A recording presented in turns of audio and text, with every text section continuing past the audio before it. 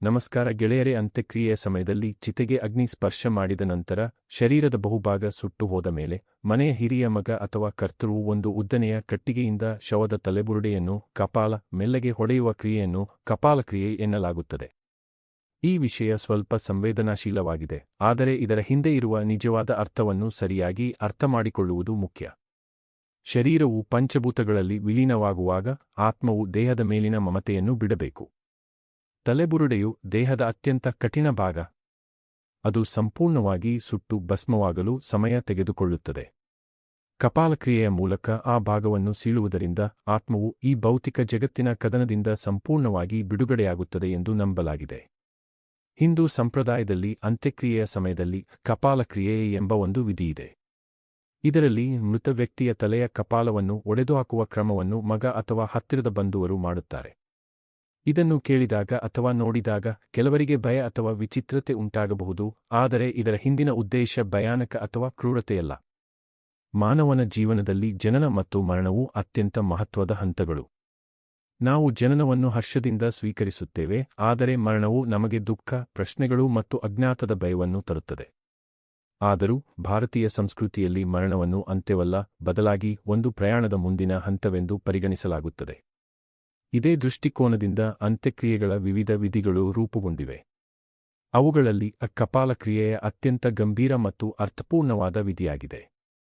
ಕಪಾಲಕ್ರಿಯೆ ಎಂದರೆ ದಹನ ಸಂಸ್ಕಾರದ ವೇಳೆ ಮೃತದೇಹದ ತಲೆಯ ಭಾಗವಾದ ಕಪಾಲವನ್ನು ಒಡೆಯುವ ಒಂದು ವಿಧಿ.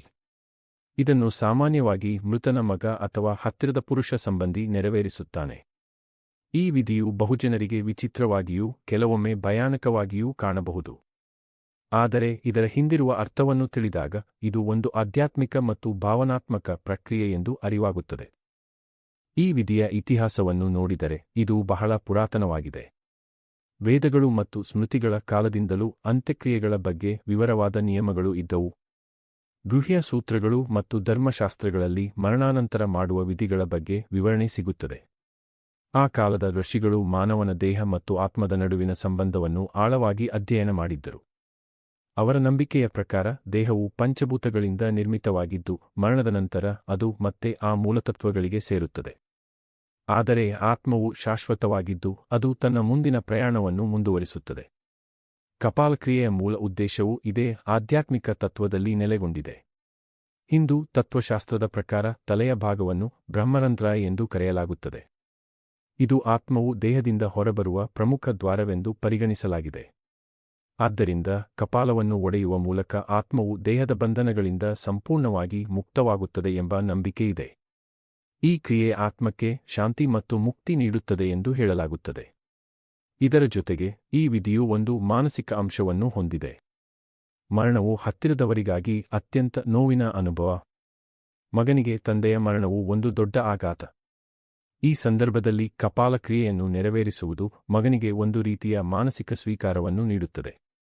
ಅಂದರೆ ಅವನು ತನ್ನ ತಂದೆಯ ಮರಣವನ್ನು ಒಪ್ಪಿಕೊಳ್ಳಲು ಮತ್ತು ವಾಸ್ತವವನ್ನು ಅರಿತುಕೊಳ್ಳಲು ಇದು ಸಹಾಯ ಮಾಡುತ್ತದೆ.